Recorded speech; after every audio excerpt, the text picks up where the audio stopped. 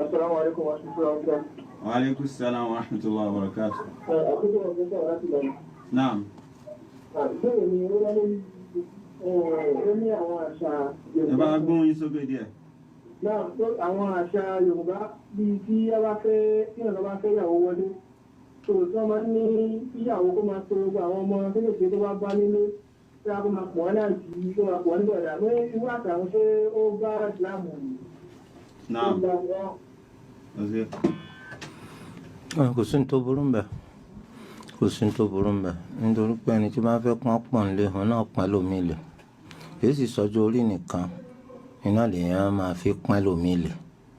àìgbọ́n òní ká mọ àpọ́nlé tá a lè ṣe fún ọmọlàkejì sára pójú mi lọ lásán ní tí èèyàn máa fi jù yàn lọ pọ̀ èèyàn máa ń fowó jù yàn lọ èèyàn máa ń fọjọ́ orí jù yàn lọ èèyàn máa ń fipò jù yàn lọ èèyàn máa ń fìmà jù yàn lọ èèyàn máa ń fọlá jù yàn lọ àti bẹ́ẹ̀ bẹ́ẹ̀ lọ àti ìsíwájú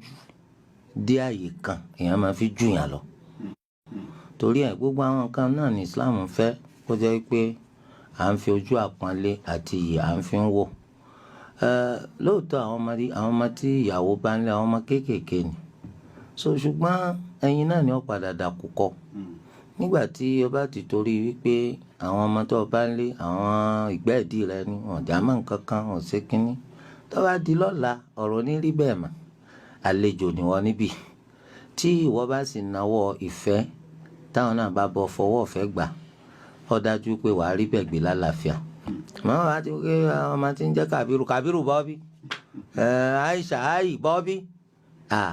kò ní jẹ́ bẹ́ẹ̀ máa ń jọ mi o lóòótọ́ àṣà ni ṣùgbọ́n kò tako Islam nípa pé ká pọ́n àwọn èèyàn lé iná ní Islam náà ṣe mú oríṣiríṣi ọ̀nà wá nínú èdè lárúbáwá wípé ru Aisha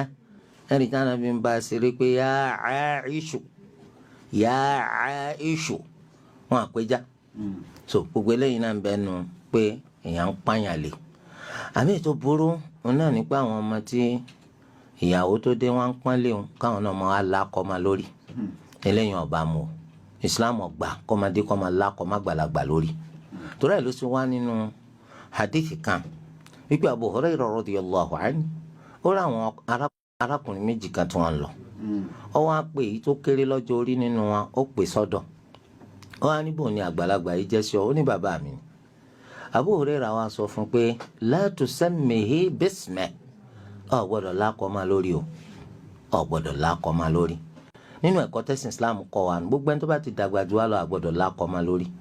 torí ẹ̀ náà lẹ́sẹ̀ rí ká Abubakar orúkọ rẹ̀ sí Abubakar o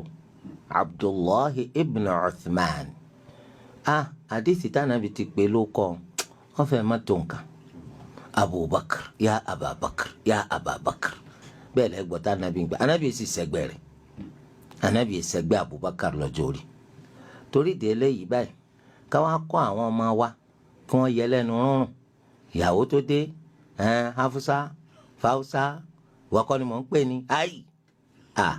wàhálà ọjọ́ iwájú lẹ̀ ń gbìn ilẹ̀ o tó bá di lọ́la tíyàwó yìí náà bá bímọ táwọn ọmọ rẹ̀ dàgbà gbogbo àwọn tó lákọ ọmọ lórí àbí tó ń sìn bẹ lórí kí wọ́n lákọ ọmọ lórí gbogbo wọn ní ọ̀tẹ̀ ọ̀pọ̀lọpọ̀ ti ṣẹlẹ̀ lágboolé mi báyìí tó yẹ pé ìgbà tó ọmọ ìyàwó yìí dàgbà tí wọ́n ń gbọ́ tí wọ́n ń pe màmá òun ló kọ tó ń pè ló kọ ni wọ́n ń bínú pé àwọn bọ̀dá yìí ọmọ màmá wọn ara wọn ṣé màmá òun ṣẹgbẹ́ wọn ni kò ní mọ̀ pásàkásà tẹ́ fi lọ́lẹ̀ náà ni torí ẹ̀ òun lè yọ aago lọ́wọ́ kọ́ kápá aṣọ sókè kó lóun olùbọ̀dà torí pé ńlá ọkọ má yà òun lórí bẹ́ẹ̀ ni torí ẹ̀ kó burú kíyàwó tó dé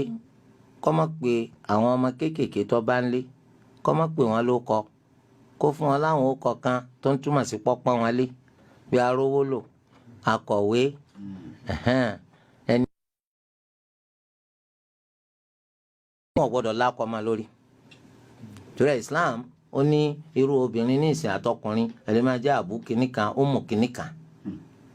bí kóbìnrin kọ́ yẹ pé Ummu Abdillah ìní fẹ́ kí wọ́n máa pè wọn ya Ummu Abdillah káwọn náà máa pè bẹ́ẹ̀ ya Abdullah láì tí ì bímọ